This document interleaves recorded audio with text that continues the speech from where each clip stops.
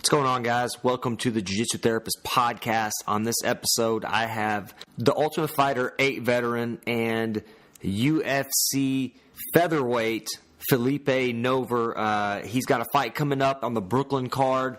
We talk about his fight prep, his dieting, his injuries, just everything he's been going through, being in and out of the UFC, everything he's done to get back into the UFC, his nursing career, how that impacts his fighting career, and kind of his plans for the future.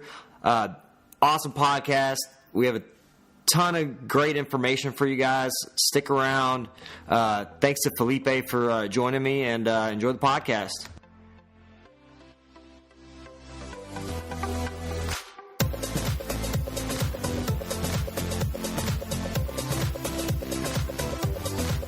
Yes, how you doing? Hey, man, what's going on, brother? What's up, man? Not too much. Well, hey, thanks for joining me for the podcast, man. That's awesome. For sure. I didn't even realize you had a fight coming up, but you do, I guess, in Brooklyn. Yes, I do. I'm fighting about a month from now, February 11th at UFC 208. Yeah. I'm the first fight of the night in Brooklyn. Oh shit, man! So are you from Brooklyn? Are you is that where you live now? Yeah, born and raised in Brooklyn, and and been living in Brooklyn my entire life. Are you okay? So do you have a mom or dad that's Filipino? My mom's Filipino. All right. So, funny story. I was actually in the Philippines last year. Oh, really? Yeah, we went to Manila. And yeah. Where's your mom from? Also in Manila. She lives in Quezon City, and that's where I go. When I go back, I go to Quezon City also. Everybody's from fucking Manila, dude. There's so many damn people in Manila. Holy shit. We went to Chinatown, all kinds of... Man, it's crazy out there. Yeah. I go back every year myself, and always have an amazing time. I have a ton of family there. Right. So, ever since I was a kid, I would go back all the time also. So I bet you had a good time. Well, I did. I'm not Filipino, but my wife's a massage therapist, and she works at an acupuncture clinic, and one of the acupuncturists is Filipino. Mm-hmm. So they were having a huge family reunion, and my wife wanted to go. So we made the trip, 24 hours on a plane. We had a 5-month-old kid. Wow. Let me tell you, that was fun. That shit was fun. But, it turns out they have a huge family there, and so we're at this family reunion thing, and they just elected a new president and vice president. Yes. His name's Duterte. Right, and he's got a vice president that's a female.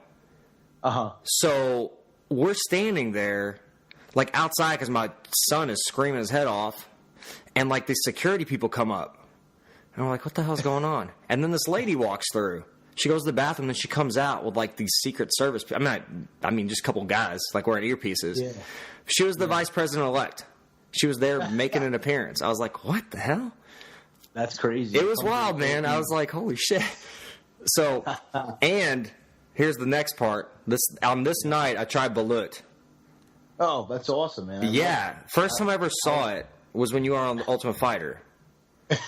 Yeah, man. Oh, my God. And I was like, there's no way in hell. Did you like it? Man, let me tell you. The first part, this girl that we went down there with, her dad, they're Filipino. They live there. They moved here, and then they retired and moved back. Because, family and all that stuff. Family's pretty big. And so we went back, and the first spoonful, first of all, you have to hit it and then, suck the juice out. Yeah. That's and then broth in there. Oh God, the first spoonful he gives me is the little chicken's head's just dangling off the spoon. Yeah, you couldn't even write it better. I was like, give me the ass end of it, give me the back or some shit. So the guy that was with us, the guy's wife that we were with, he ended up taking that one. He's like, you got to, I'll give you good, strong, whatever. It's supposed to be give you strong boners or whatever. I don't know. But, so I did. It tasted like egg, honestly. I think the back part I had wasn't, it just tasted like egg. Yeah. It was, but it looks more gruesome than it actually tastes. Well, crunching the beak is a little bit disturbing. biting through that beak, man. Yeah, sometimes they're developed enough where the beak is like a hard bone already. So is that something you like to eat, man? Is that something you still eat? Yeah. Every time I go back, I definitely have some balut. It's usually a food that you eat when you're drinking alcohol. It's called palutan. Yes, palutan yes. Is it's Filipinos have names for everything. So if you have a specific meal for every type of situation in your life. So if you're drinking, you eat palutan, and palutan meals are usually like pretty deep fried foods, lots of deep fried pork. Yes, and that shit is amazing. Yeah, like different barbecues, and of course balut, which you can get at the grocery or even at 3:00 in the morning, depending on what area you're at. There's going to be a guy walking around, really screaming balut, and you just holler him down, and he'll sell you them. Yeah, we it's like the ice cream man, but he got balut. The Filipino ice cream man. I got you. Yeah, man, it was crazy. We were there for about 2 weeks. Nice trip, man. It was we were like somewhere else. It was kind of like nobody around. It was like a lot of. I mean, people are so impoverished there, man.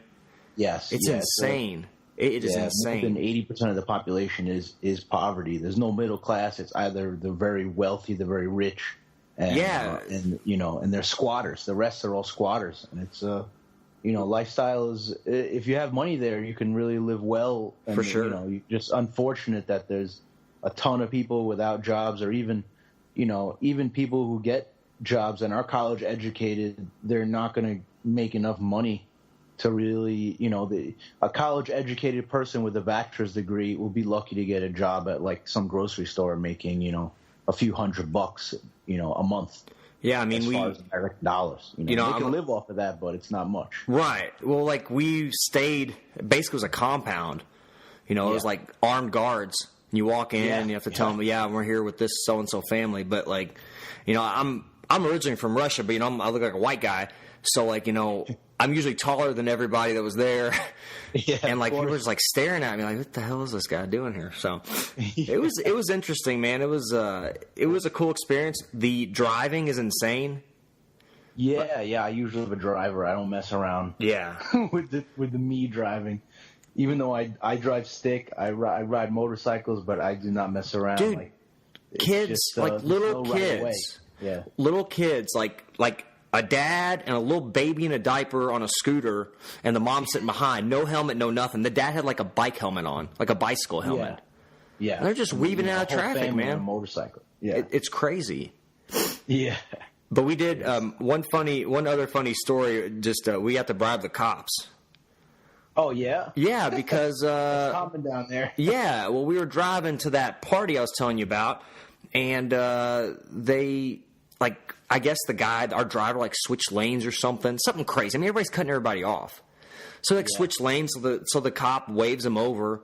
He looks in and says something, and he says foreigners in I guess Filipino. Is that what they speak? Tagalog, yeah. Okay, so he said foreigners to the lady we were with.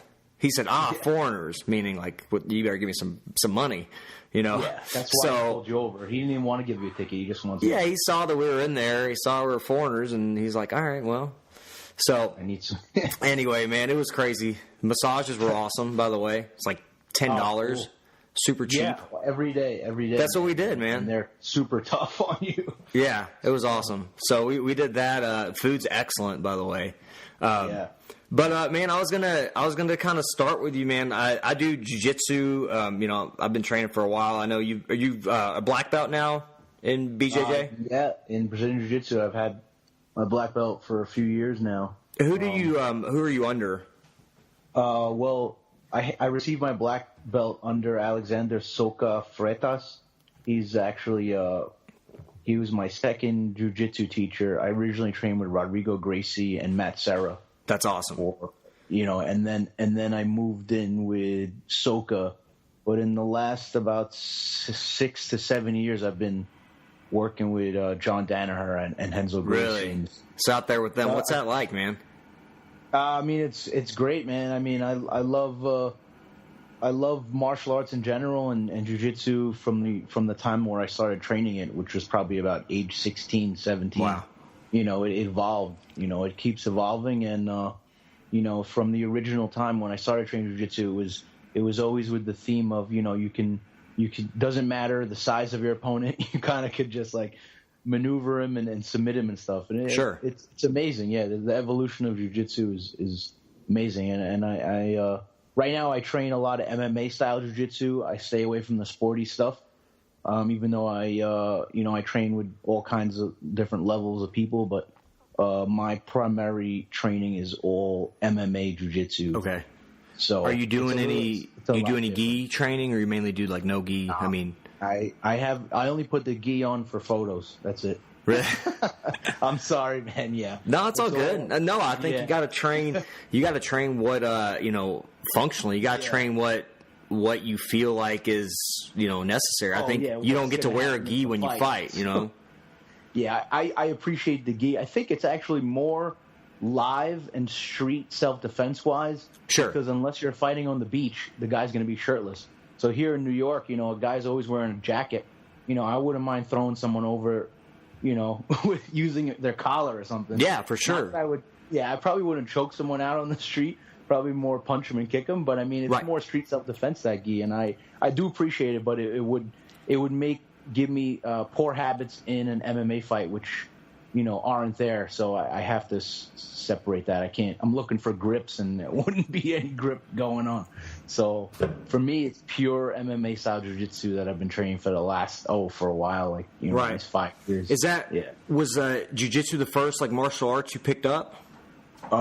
Actually, I would say it's traditional martial arts that I started training first. Okay. I trained at a school called Universal Defense Systems.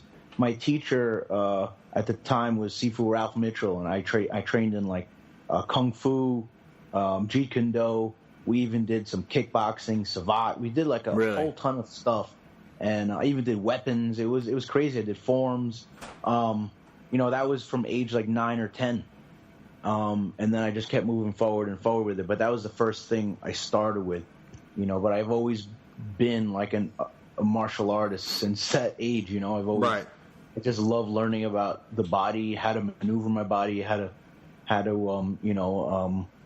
beat someone in a match.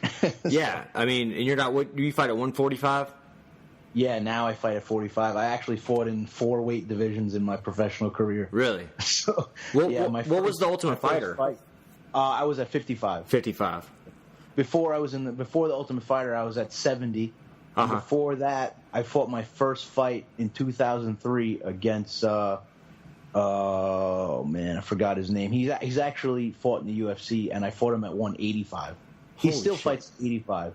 Yeah, I was just a big, brawly dude. Yeah. What do you walk around at? Right now, I walk around between. I have a fight lined up, so about 65 tops, 65. Yeah. And then I cut 20. Okay. How far do you start your cut?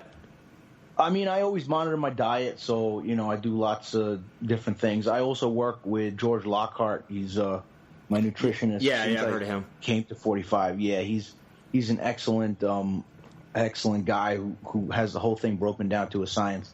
So I journal entry everything I do with him, and I just pretty much my last few fights I just copy what we do. So, but I always monitor what I'm eating. I do pig out here and there, especially on tough days. I do have like sugar cravings. I freaking, ice cream and cake and cookies, but I cut all that out most of the camp, at least a month out, and then a week to a week and a half, and I'm ultra strict. What's your, what do you do as far as like training regimen? Like, I mean, like cardio or strength training, like as far as if you're getting ready for a fight, what's that entail? I usually do 1 to 2 sessions a day. Each sessions could be anywhere between an hour 30 to 2 hours long. I run pretty much 4 or 5 days a week with a mixture of either distance running or sprints. As far as like strength wise, I do a little bit of powerlifting, nothing too crazy. I don't focus too much on strength and conditioning. I just don't have the time. I appreciate that part of fighting, but all my focus is on technical stuff and speed and accuracy and developing a fight plan and strategy. So, I hold a full-time job, so I have to really focus on more of the technical aspect. So the kickboxing, boxing, jiu-jitsu, the takedowns, the wrestling, that alone itself is pretty much your strength and conditioning right there if you're doing 5 rounds of wrestling. So right. I fell into the trap many, many years, and so many camps that I've had, I fell in the trap of overtraining. I think every fighter overtrains because there's just so many variables in a fight that can happen. Right. Versus, I train with other professional boxers, and they come into the gym and they train for 2 hours of pure boxing, and then they go home. They might come back and do a little jump rope or, might do a little mitt work, but that's it. Whereas MMA guys, we're like, oh, I only train boxing today, then I got to go to wrestling, then you got to go to jiu-jitsu. And it's just too much. Like, guys are just beating the crap out of themselves. By the time they show up to fight, they got no fight left in them. So, I've came up with this kind of like a balance where I got to really feel out what my body is feeling and my mind is feeling, and make sure that every session I get the most out of it. And I remember what I'm doing. The muscle memory's there, and building a game plan's there, and feeling as best I can close to the fight up until the fight. What do you, as far as like sparring goes, like I know some guys are saying they don't really spar much anymore, or some guys spar a lot. I mean, what do you feel like is your your opinion on that? What works for you? I mean, yeah, I've been fighting for so long. I mean, this will be next fight that I have will be 14 years of fighting. So now I don't have many fights. I've only had, including the Ultimate Fighter, maybe a little over 20 something fights. Yeah, I think you 25 or what are you 11 and 7, something like that. Yeah, plus the 3 fights they don't count, which I count. Was there one to get into the house on the Ultimate Fighter? I fought once to get in the house. Did you? And I fought 2 times on the show, and they don't count that fight. Right. But I count those fights because my teeth were at risk and my neck was at risk, and we sure did fight in front of people. So, I say my record's 14-7-1. Right. If anybody asks, but they could, whatever. You can go to ShareDog and people could look anything up. But with those many years of experience, I've done so much sparring and I've taken so many shots to the head between training and fighting. And, I really feel that I absolutely am into sparring. I do heavy sparring, but I'm very selective with who I go with. Okay. And, because I can't go with any wild people who are trying to prove themselves to me, or, just say, I'm going with Nover, and, oh, by the way, I dropped him on his head and now I'm going to write it on some forum, which is absolutely ridiculous. I'm pretty selective with who I go with. And, there is a bit of control, of course. But you kind of, it's a weird situation because you want to get the most from sparring, but at the same time, you don't want to get injured. I've had a ton of injuries over my career.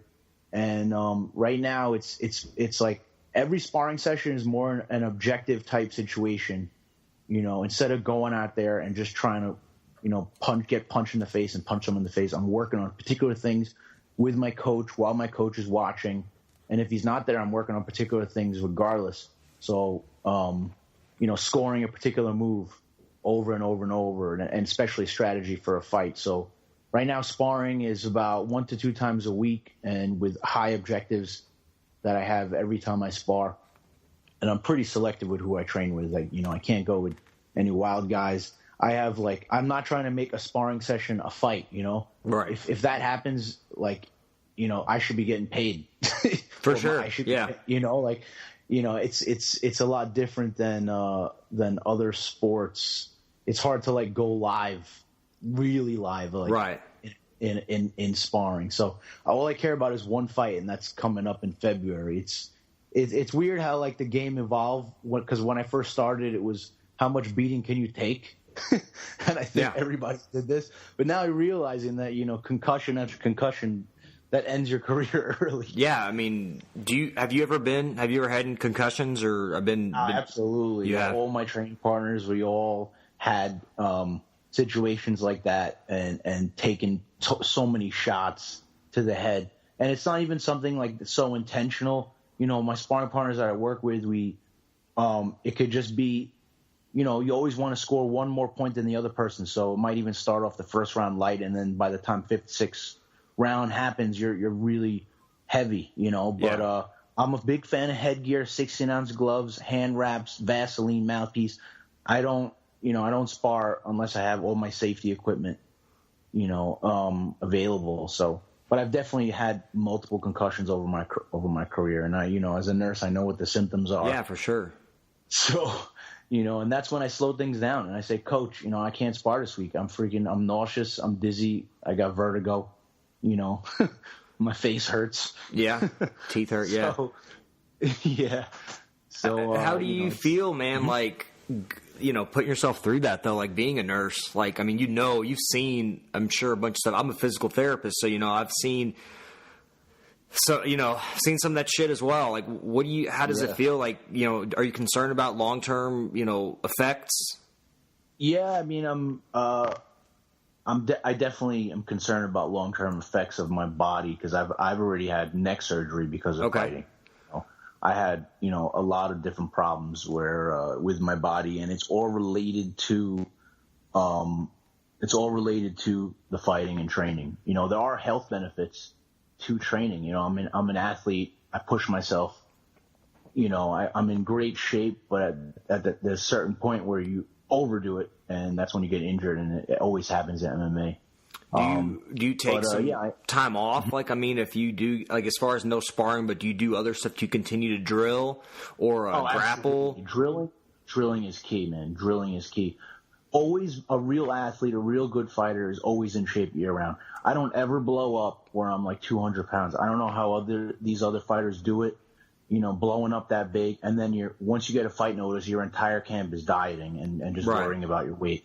I'm always on weight. I'm a professional. So, I keep, I might pig out for a week after my fight, but then I'm usually always in shape. So when I get that phone call, I'm ready to go.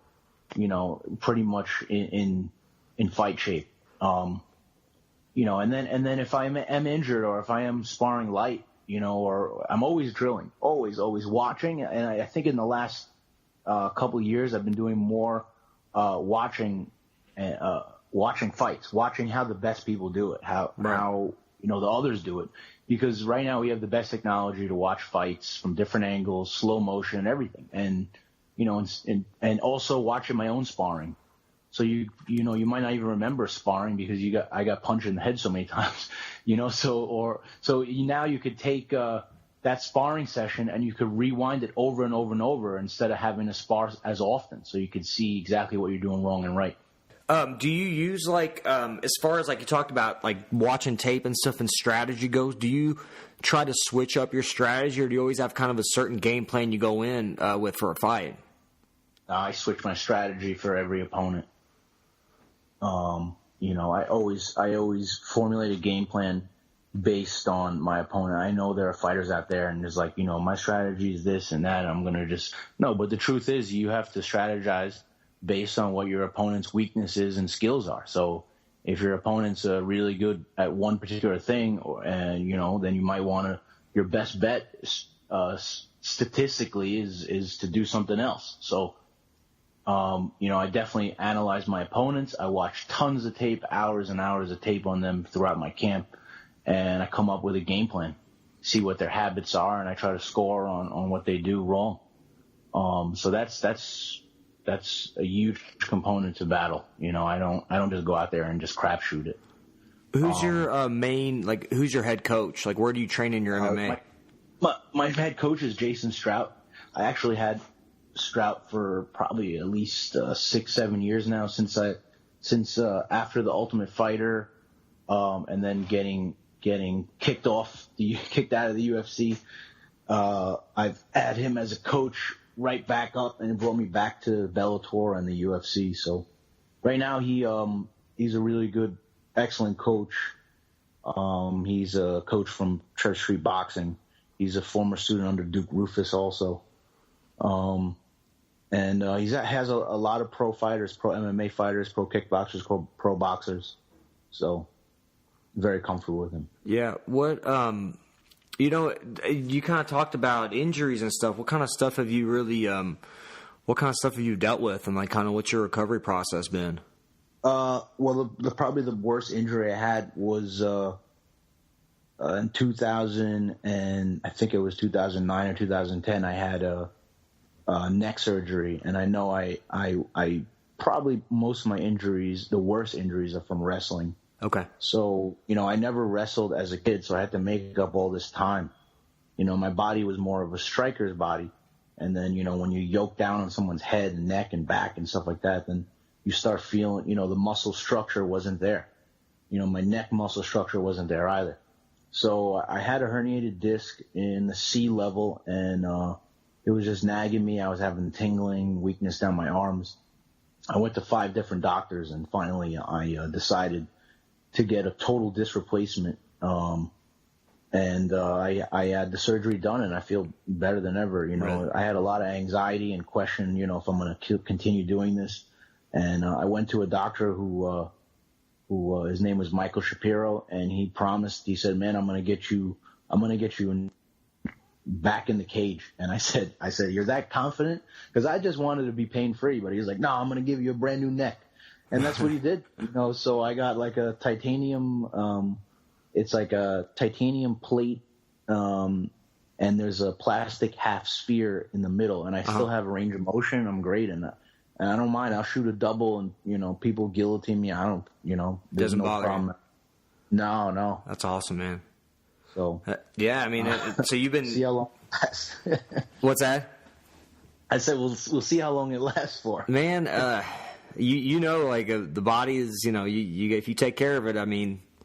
Yeah. You just got a part replaced. That's all it is. I mean, honestly, if the structure, and we both know as medical professionals, like if the structure around it, is sound, I mean, that's what can be limited. That's what can be impaired. The joints above and below that can get, they can get affected because they can sometimes take more of the burn, the force. I think, did you do some rehab for that as well? Did you do therapy at all? Absolutely. Yeah. I did some rehab, and I took my time, to compete, but to tell you the truth, like I have friends who had fusion done, and I really want to get fusion because of the range of motion. The less it lessens your range of motion, and I just heard of horror stories of people taking like an entire year of recovery. And believe it or not, 6 months after the surgery, I had a professional Muay Thai fight. That's awesome. So that's how good I felt. Yeah, and I was within a week. I was at the gym jogging. Not turning my head side to side much, but at least getting my, cardio on and getting a sweat on. So, that was that was the biggest injury I had and had it fixed. Did you have any other surgeries that you've dealt with? Nothing surgically repaired. I definitely had multiple torn ligaments in my feet and in my arms. One fight in Bellator, I had my arm completely hyperextended. I got caught in a full flush armbar. Wow. Derek Pennington in the first round, I underestimated his jiu-jitsu a bit, and I overthrew some punches, and he just popped my arm completely out. And I didn't tap, and I just kept coming. And then I beat him, though, with my broken-ass arm. Yeah. But I tore 2 ligaments. There's a deformity now in my arm, actually. I never had it repaired. The doctor said it'll just heal, so I have a bunch of scar tissue on there. Yeah. So that's probably another major one that I had. Is range of motion limited in that joint? I'd say for about a year and a half it was, but now I'm 100% better. Yeah, I'm good. It's kind of funny, like being healthcare professionals. I actually fractured my radius. I was doing jiu-jitsu, and I kind of stood up and I was messing around. The guy got a cross collar grip on me and pulled, and I planted my arm, and I heard 2 pops. And I was stupid. So what I did was I tucked my after I got done, rolling around the mat, I tucked my arm in my belt and left. Went to like a sports store and got like an elbow brace. Went to work the next day, man, and like my arm was like, my fingers were like sausages. Oh God. Yeah, luckily I work, next to a doctor's office, so I just walk over there like, yeah, can y'all just x-ray my arm? I think I broke it. So they x-rayed it, and there was a fracture, but I didn't end up going. I just kind of treated it myself. I just stretched it myself. Yeah, it was stupid. Probably not the smartest thing as a therapist to do that. But I did my own rehab. I do like dry needling, so I did needling to the muscles to keep the muscles kind of trigger points, keeping those down. I mean, it helped. I couldn't even do a pull up for a long time, and eventually I got back to it. But yeah, you figure out how to adapt. I did some one armed rolling for a while. And so you had some of the lower belts like, he's got one arm, I'm gonna fuck him up. So they go after you. You got to play guard and play stupid shit. Figure out like triangles and different submissions you can do with one arm. Yeah. So yeah, it was pretty fun. It was great, man. It developed my other parts of my jiu-jitsu game for sure. Wow. So, how do you, man? I was going to ask you. So you still work as a nurse full time? Yeah, I still I've been a nurse for 10 years now. Yeah. And I still work full time. It's a balancing act, pretty much. I work in a cardiac cath lab in a hospital in Brooklyn, which is it's a great environment. I really like this particular area of nursing. I can't do ER or floor nursing or anything else. It's pretty much one patient at a time. Right. And, and I go into a specialized procedure room and then, we circulate and stuff like that. But, it's just a balancing act before and after work. I only do 12-hour shifts 3 days a week. Before and after work, I'm always training. I just balance it out somehow. So even if I'm at work, I'll freaking train on my break. Like as far as what do you do on your breaks? On my break, I'll just go jog around the hospital. I'll do sprints. I'll freaking go to the park and do pull-ups. I'll shadow box for 30 minutes on the docks or something. There's so many, on the shipping docks, not the doctors. Right. On the docks, yeah, dude, just fucking throw them down the ground, start shadow box on top of them. That sounds about right. Yeah. I feel like it's a balancing act. It's weird because I'm pursuing two careers right now at the highest levels. I think nursing is amazing, and I'm happy that I chose a field where I'm specialized too, and I got a great job, man. I have a 401k, I have health insurance. I'm pretty much set. I don't have to do anything. I could just work as a nurse for the rest of my life. I make great money. I get on call, I get overtime. There's so many benefits I get, and then I can have that reward as well, and then pursue fighting somehow where I don't, fighters don't have these benefits, but I still do. So because I have a full-time job, but it's tough. And I definitely feel in the last few years, it's been a little tougher because I'm a little older. I'm turning 33 in February. So I'm not 23 years old, right. with this, everything's got to be a lot smarter. I got to use my experience as a weapon versus a young fighter who's just super aggressive. And, my experience is a key right now. So, my body doesn't heal as fast, and I definitely, need more time to recover, after 3 sessions. So, yeah, I'm 33 as well. So yeah, man, I know. And honestly, I can't agree with you more as far as just figuring out what works for your body. You can't just go out and just start, rolling full out or, sparring full out. You got to really take the time to, to warm up and get your tissue. And on some days you just, like you said, you don't feel it, or, you just don't feel like you can go as hard, and you got to take some time, you got to take it easier. And I think it's your body just telling you, and that's important. Yeah. That's 100%. What keeps you sharp, man. You can't, 33, man, you're not old by any means, but a fight game, man, you got 23-year-old that you're fighting or something like that. That's, I mean, shit, they can go for, their cardio's killer for the most part, but there's, and even just training at the gym with some young studs, I could definitely feel the difference. That's why I got to use more experience and technique, for these ultra aggressive guys. But, when you're the older lion, pretty much at the gym, you're the veteran lion, Yeah. What do you feel like, man, as far as your career? What do you think? How much longer do you want to do it? I mean, and what's your? You said you have another job, so kind of motivation wise, what are your goals?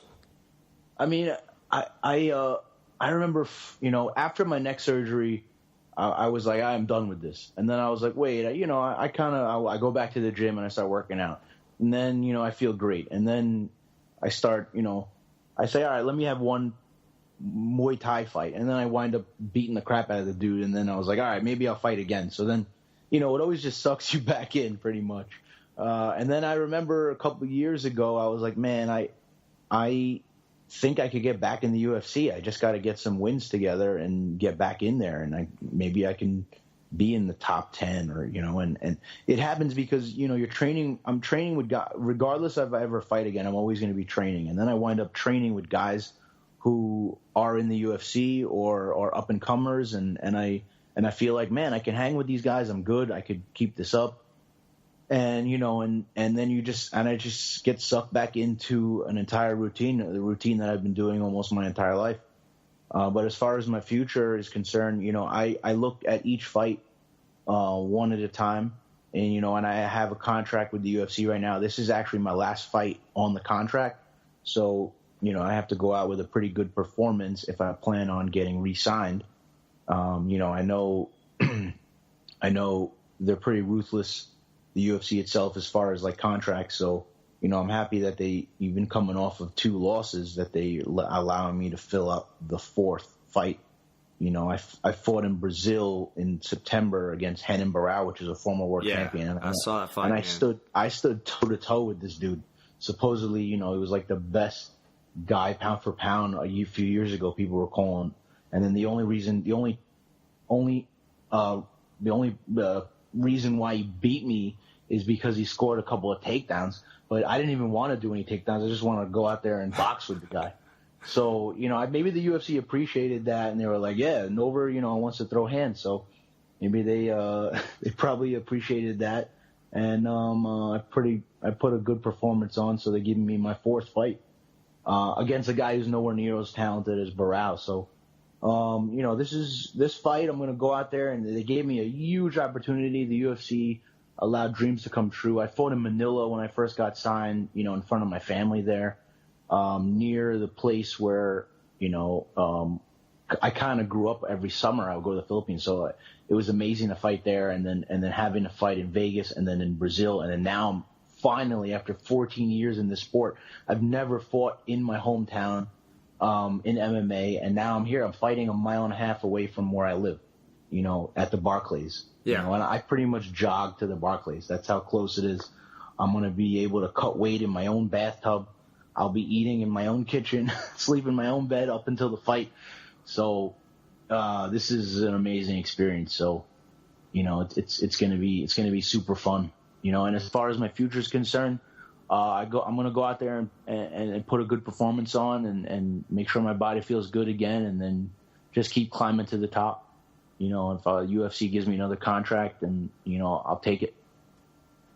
What's this fight kind of mean to you? I mean, as far as I know, it says it's the last fight on your contract, but like being in, like you said, in Brooklyn, and do you find that some more distractions being at home, being so close to home?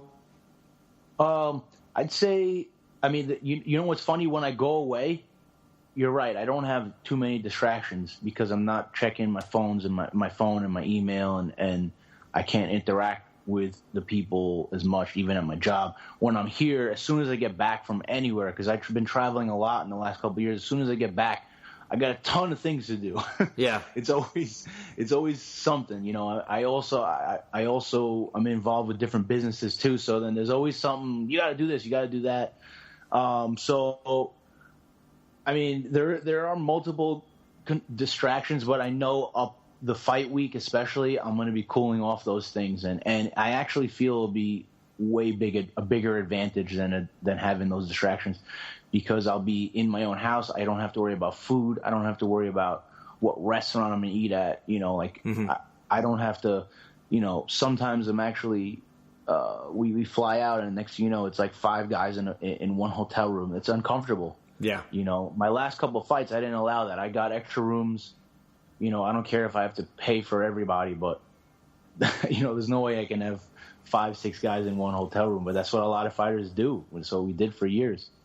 But now I'll be in my own house, with my friends and family around me as much, so I think this is a huge, huge advantage for me, and I'm glad that's happening. What do you feel like as far as this fight goes? You don't want to give out too much strategy, obviously, but like, what are you going to try to do? What's kind of going to be your? The guy I'm fighting, Rick Glenn, he's a tough guy. He's pretty experienced also. I don't think he's fought at the caliber of fighters that I've fought in the last few years. But I'm going to go out there and I'm going to look for the finish, whether it be a knockout or a submission. It's just going to be a well-rounded fight of mine. I think I outclass him, and he's going to really have to prove himself if he wants to beat me, because I'm not going down for shit. And I'm going to test his chin pretty good. I'm going to test his submission skills. I'm going to test everything. So I'm ultra confident going into this one, just like every other fight. Even when I faced Barao, I was like dead serious that I'm going to knock him out. Yeah. And I stood right in his face, But I think this is going to be a good fight. I'll be able to showcase my skills well. And, the fans, I think that the fans in the UFC are going to enjoy it also. Yeah. I wanted to ask you, man, about The Ultimate Fighter. How was that experience for you?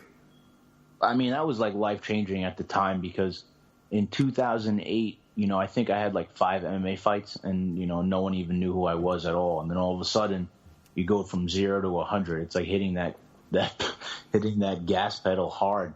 Because then at the time, I went out ultra aggressive on The Ultimate Fighter. I was knocking people's heads off. And then, Dana calling out saying that, I'm like the biggest shit. And, right. It was definitely hard, shoes to fill. It was cool though, being on TV and having like everybody calling you never even heard of before. Yeah. Sponsors giving you shit left and right.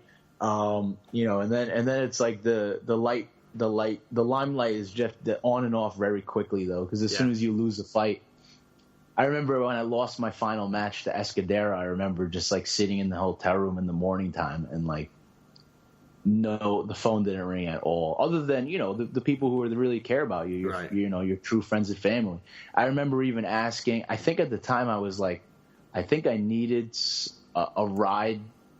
The UFC is going to drive me to the airport after the fight. And then I was like, can I get an extra, a later thing? And they were like, no. I knew if I would have knocked out Escudero, they would have been like, whatever you need, Nover, we'll send you in a limousine. But as soon as you take the loss, man, it's like, everything's different. And then it was loss after loss, and then neck surgery. So my career isn't the best, but I know what it feels like to be at the bottom of everything. Yeah. So and then coming back. So I'll just keep pushing forward and enjoy it. And the whole time I'm enjoying this. So that's the key, is to enjoy this journey. Yeah. I couldn't agree more, man. It is a journey for sure. You've been like shit, dude. Yeah, I remember him like saying like compare like a GSP or something. Yeah, he said he reminds me of a young GSP. Yeah, but on the show, man, you were like you had 3 fights and like 2 submissions, I think.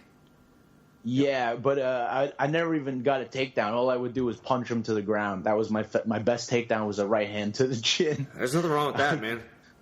Yeah, dude, of course. That's the best takedown. That's what people see. That's what people want to see, though, man. Like, being a jiu-jitsu guy, like, I love seeing, like, just a fucking ground battle, submissions and all that stuff. I love seeing that. But, like, do you feel like, man, it was a lot of pressure, just being on the finals? Was that a lot of pressure? Do you feel like you were prepared?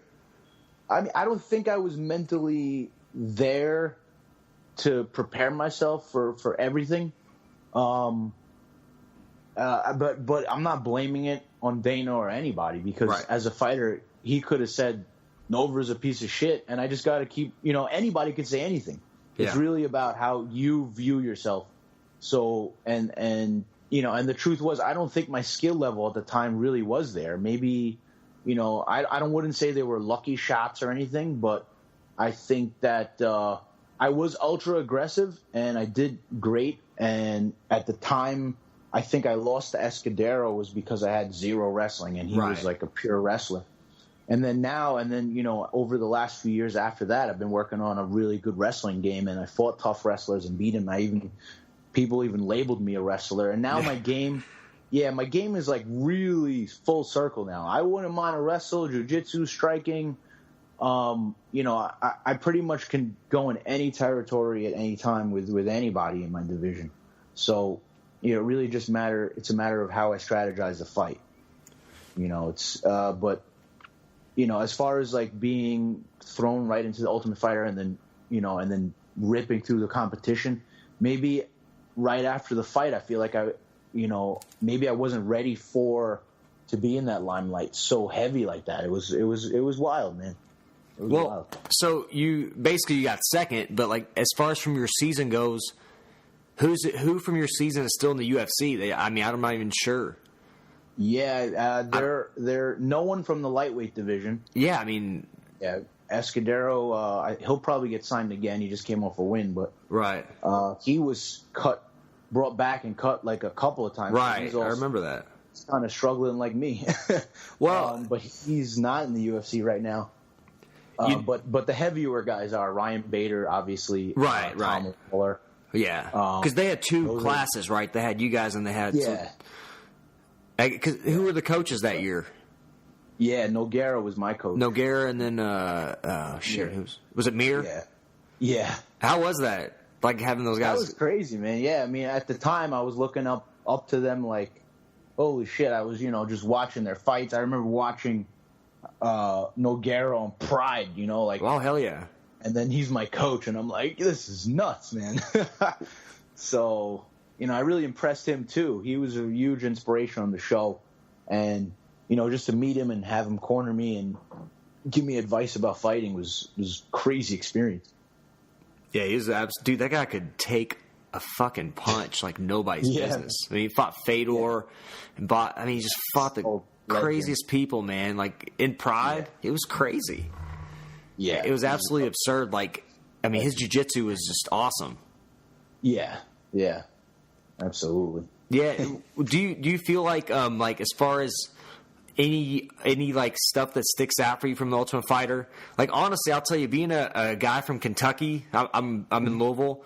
Junie Browning was on that season, I believe. Oh yeah. And I saw him. And I got along actually. Well, I saw him. This is the thing.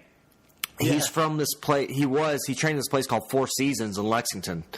So Lexington, I'm familiar, is about 70 miles away from Louisville. And so he was on an undercard where I was training with some guys. They were fighting. There was a card in Louisville, and he was there, man. He came out just acting crazy, just kind of. He really had a personality for sure. Yeah, I didn't know, as far as what he was just wild. He was just wild. So tell me, like, was there as far as your experience with him on the Ultimate Fighter? Like, so you said you all got along? We always got along. I think after he watched me fight, he was probably like, "Man, I don't want to fuck with this guy." Yeah. So he and I got along. And he always acted wild toward everybody else. Yeah. And toward guys that think he would match up well, or to the heavier guys because he knows he would never have to fight one of them. I think he was great for TV and ratings and stuff. Right. I really wish that his skill level was up there and he had the determination, in the gym and also maybe just focused in his outside life too, because, as crazy as he really was, I think he really was crazy. So it wasn't just a TV act. It was like, right. So you feel like kind of lunatic. A pretty fair portrayal of a lot of the guys on the show. Do you feel like it was pretty? Yeah. I mean, I know they like to pick out the drama and stuff, but yeah, I mean, they filter. When you do the interviews, they want to see all type A personalities who are going to conflict with each other. I know that for sure. So, guys who are obviously think highly of themselves and are willing to beat the shit out of people and love to talk and don't mind getting on the microphone. Yeah. So those are the personalities we're dealing with. And then, and you definitely get a view of reality TV because, I mean, how long can you lie for? You can't really lie. Maybe a week you could try to be quiet or two, but then your true colors are going to show. You're out there for 6 weeks. So, the true colors show, and then they force you to interact with each other kind of because you have no TV, you don't even have a magazine to read. Right. There's so many.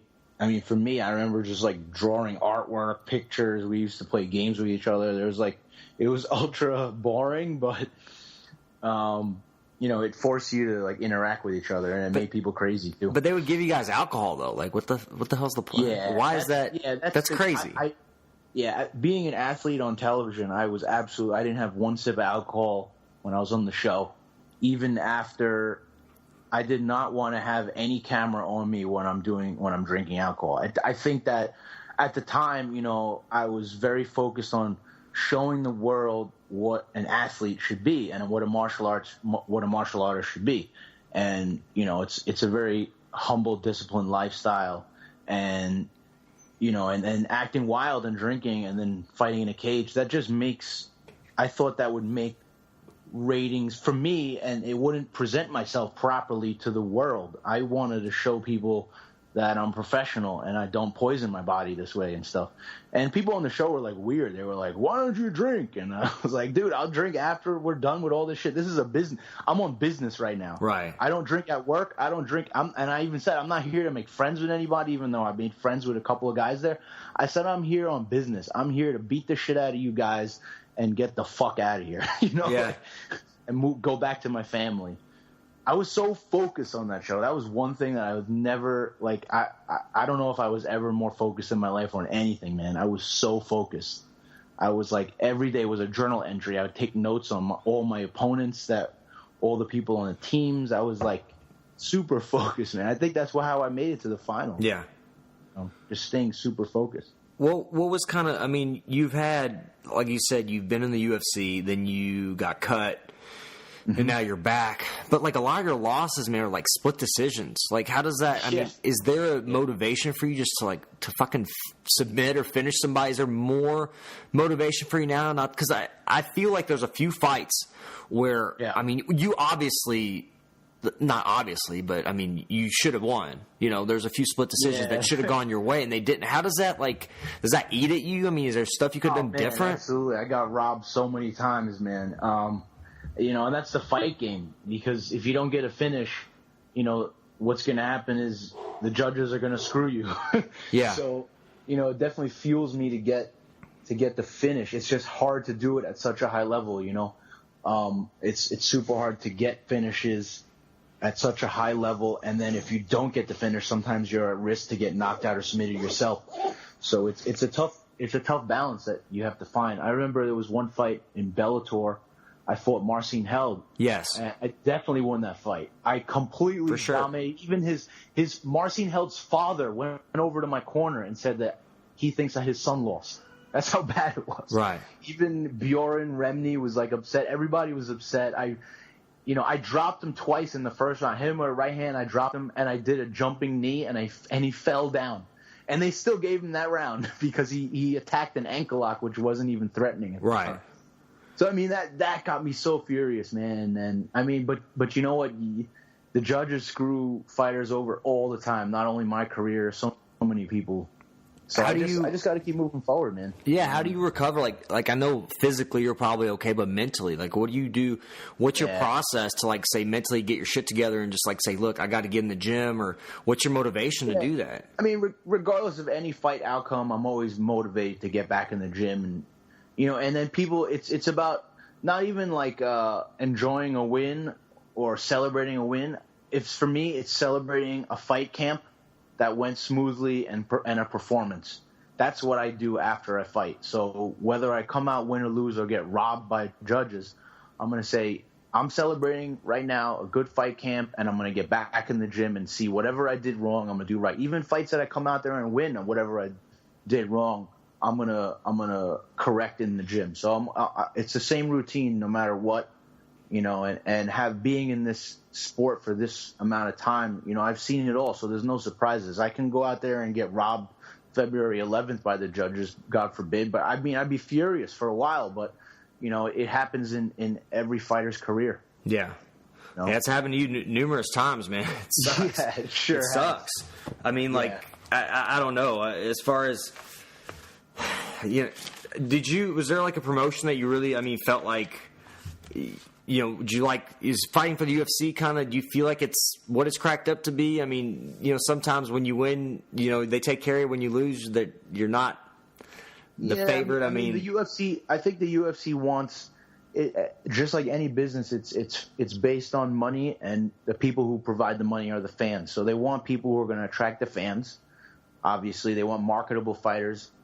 And they want fight finishers, and they want people who are going to be on the microphone who are marketable and stuff. And, and the performances that I had where I really opened up my hands and boxed and kickboxed and light dudes' faces up, that's what they like versus, if I went out there and wrestled for 15 minutes, they hate that stuff.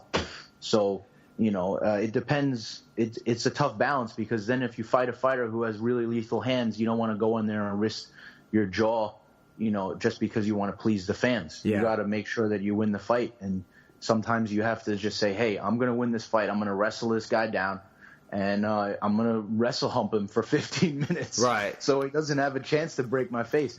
But it's a tough balance. You can't do that every time.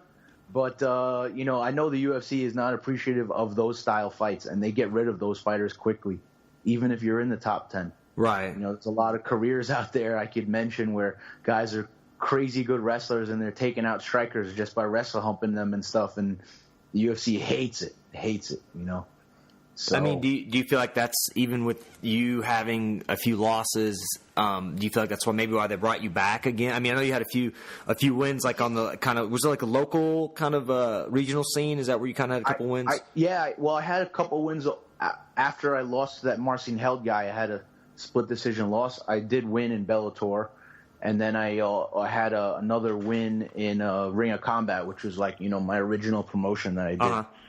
For years, I was in Ring of Combat, and I won the belt there. And then when they announced the Manila card, I was like, shit, I'm part Filipino, and I go back to the Philippines all the time. I have fans there. I promote myself as Filipino, so they signed me.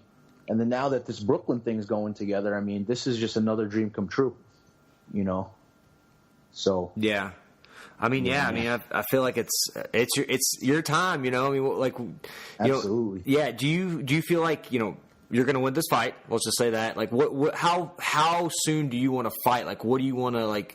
Since you're getting older, is there a certain amount of times a year you want to fight to kind of stay? Is there like a sweet spot? 2 times. Yeah, I think 2 times a year is adequate because I do have other things I'm doing in my life that need some dedication as well. So yeah. I recently signed up possibly to go back for my master's as a nurse practitioner. That's awesome. So I'm a huge fan of education, and and nursing has been great to me, and I think that I applied for school in 2017.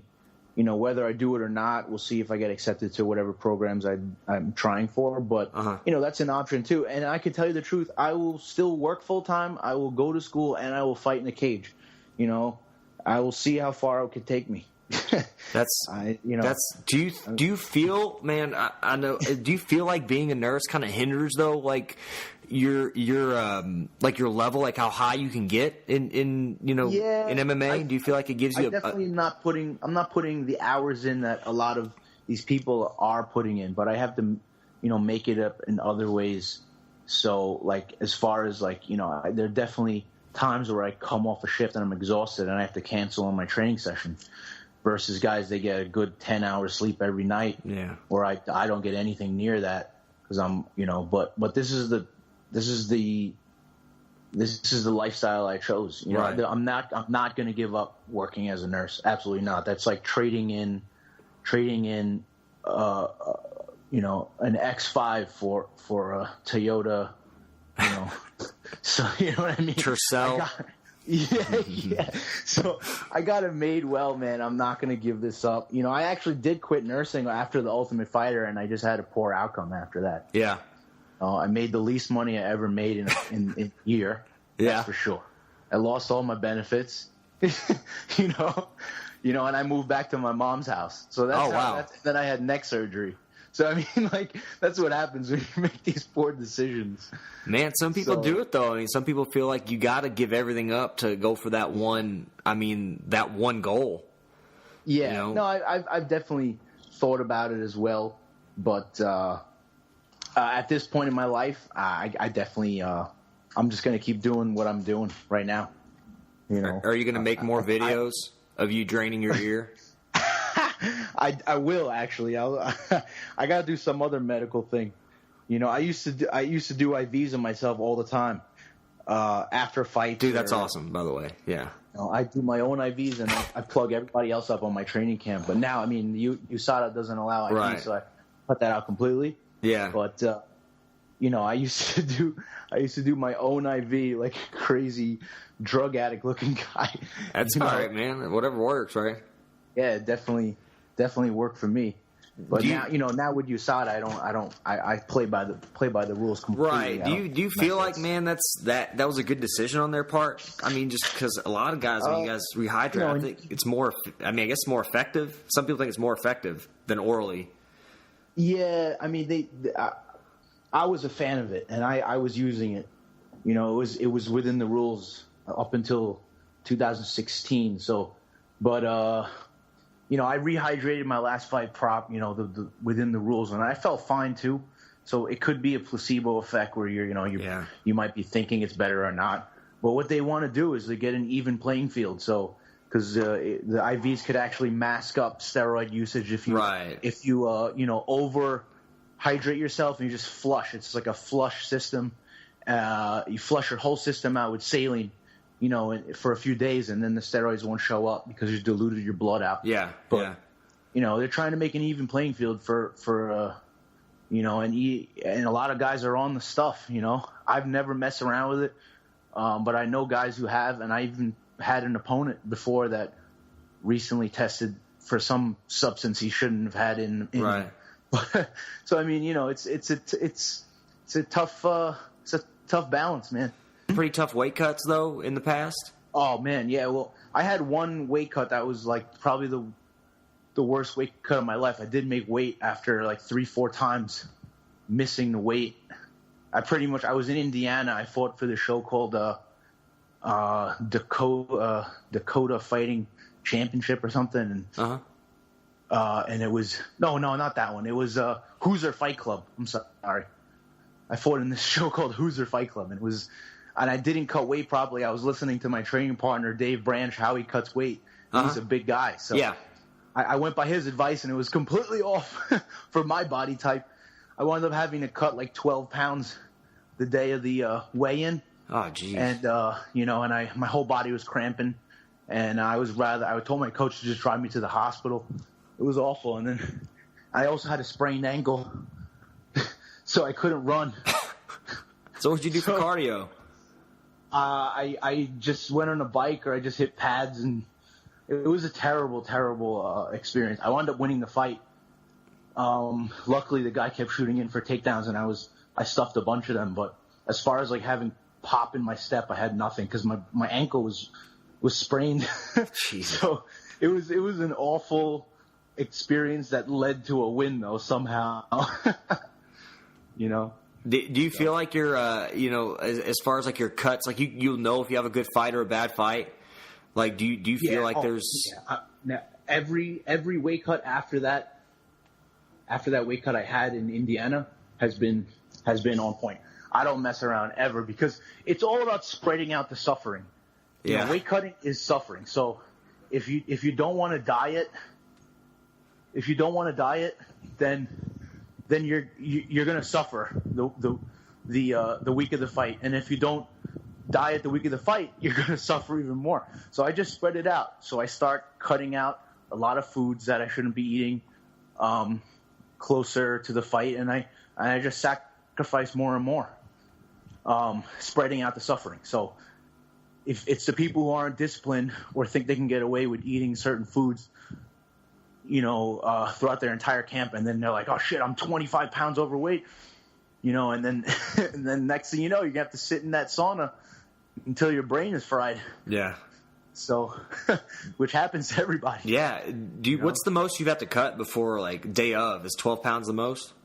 12 pounds is the most I've ever done, and I'll never do that again. Never. And I was already dry the night before. Oh, jeez. So right now I wake up for the weigh-in, and I have to cut usually a pound or two. That's awesome. So you feel pretty good by the time. Do you like weighing in early that day, weighing absolutely. in early, and then having? Was it? It's the day before, correct? To replenish. That's the key. Is the replenishment phase has to be timed well enough where you can eat, but not overeat, because everybody overeats too. It's like now that you have 36 hours to replenish, guys are eating pizzas and 4 or 5 dinners, which you go into the fight all bloated. Well, it gives me time enough to recover and eat well, you know. Yeah. Best of luck, man. Thank you for your time, first of all. Appreciate it. Absolutely. Thank you again. If you have anything for me, there's anything you need, brother, please, I have a website, Jiu-Jitsu Therapist. If you have any questions or message me on Facebook, if there's any way I can help you out, man, I appreciate it. Hopefully, maybe I can have you on after your win. And win, man. What's that? Yeah, after my win, for You're sure. gonna fucking do it, man. You sound good, man. You sound like you're ready to go. So that's all that matters. Absolutely, dude. I appreciate the time, man. Thank you so much. Thanks so much, Eugene. All right, brother. I'm sure I'll reach out to you after the fight, man. I'll be watching for sure. Cool. All right, buddy. Thank you. Take care. Thank you again to Phillipe for joining me on the podcast. Make sure to check his fight out February the 11th. Fighting on the Brooklyn card, UFC 208. Wish him luck. Give him some support. And also, if you guys have anything, check out the other podcasts at jiu-jitsutherapist.com and on iTunes. And check out the YouTube channel. Subscribe to the YouTube channel. Plenty of stretches, exercises, strengthening tips, everything that will help you stay on the mats, training jiu-jitsu, keeping yourself healthy. And again, thank you to Phillipe, and we'll see you guys next time.